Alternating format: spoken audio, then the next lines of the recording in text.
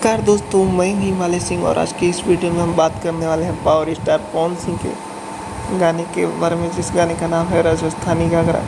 उस वीडियो गाने के बारे में, उसके वीडियो गाने के बारे में। इस गाने को गाया है पावर स्टार पवन सिंह, प्रियंका सिंह और इस गाने में गीत लिखा है अखिलेश कश्यप। और ये गाना आदिशक्ति फिल्म यूट्यूब चैनल पर रिलीज हो गया है ऑडियो में। अब इस के वीडियो गाने को काफ़ी लोग कमेंट कर रहे थे कि कब ये गाना वीडियो में रिलीज़ होगा।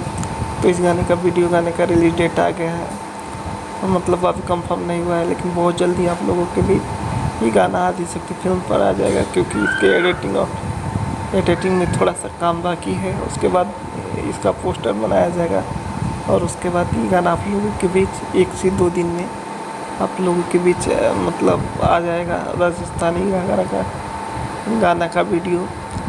तो आप लोगों को इस गाने का वीडियो गाने का न्यूज़ कैसा लगा कमेंट करके बताएं। और हमारे चैनल भोजपुरी पब्लिक न्यूज़ पे नए हैं तो चैनल को सब्सक्राइब करके घंटी का बटन दबाएं।